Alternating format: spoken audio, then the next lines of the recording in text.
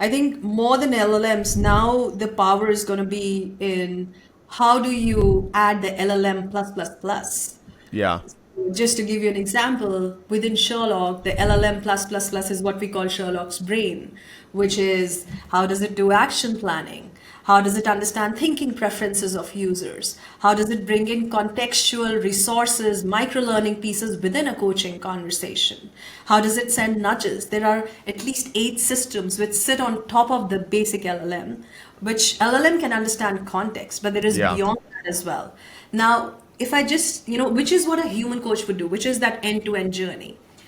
One of the things which you rightly said, and we were having a conversation with our science board a couple of weeks back, it seems like where we have reached that people have more expectations from an AI coach than what they would have from a human coach per se.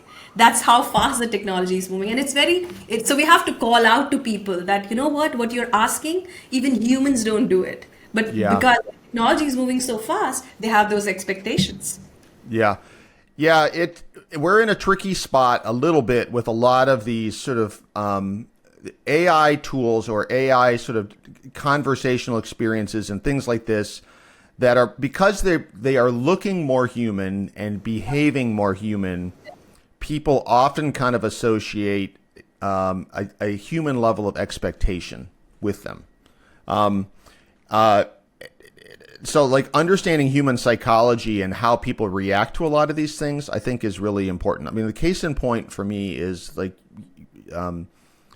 we've seen a difference between when you design, like, for example, a chat bot for somebody. Yeah. So there's a form field and you text into the chat bot some sort of a prompt, and then you get those 3 little dots that kind of blink at you while, the brain is thinking, and then you kind of get a text response.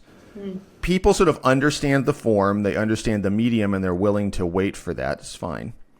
But when you get tricky, as you now can, like I could create a completely like AI generated person, Pooja. We could sort of have them look like some sort of blend of you and me when we have them with purple hair, but it could look sort of human, and Yeah. it could actually look like a face. And instead of sort of a chat bot, it could actually be a conversation where I would ask, this avatar essentially a question. Yeah. And, the brain would still think, but instead of the ... what you're sort of looking at is like an avatar face that's just sort of nodding, not responding, nodding, not responding, and then responds. And what we found is people got really mad because they had a human level of expectation. Like, why are you not why are you ignoring me? And it's the exact same amount of time. Yeah. It's a more sophisticated model theoretically because we're doing like real-time generated, sort of video. But you have to understand the human psychology of like, there's an interface that people recognize that they're kind of dealing with a system. And then there's another one where they kind of forget that they're dealing with the system. They're looking at an avatar.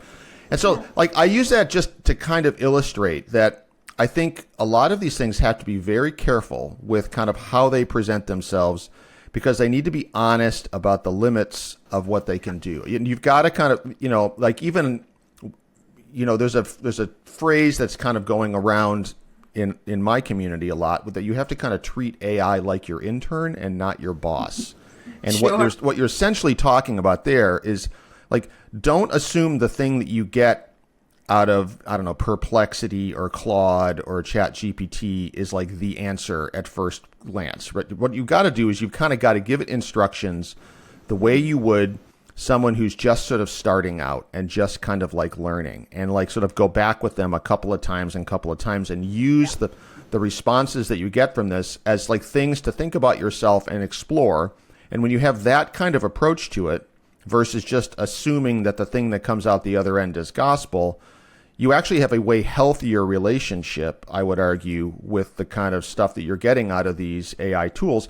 I would argue even something like Sherlock or these other sort of generative AI advice tools, you should have that same kind of like healthy sort of like, not skepticism, but healthy sort of appreciation of what you're getting. What you're getting is something that you really ought to consider yourself and you ought to think about.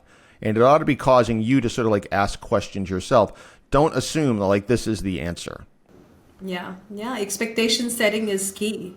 And that's why I said that, when we go, we've been there in the market for a year now. Yeah. And we have seen that many these the chat GPTs, the Claude based chatbots have suddenly sprung up, and they're classifying themselves as coaching, as a coach. And the reality is that the guardrails which are really needed are not in there.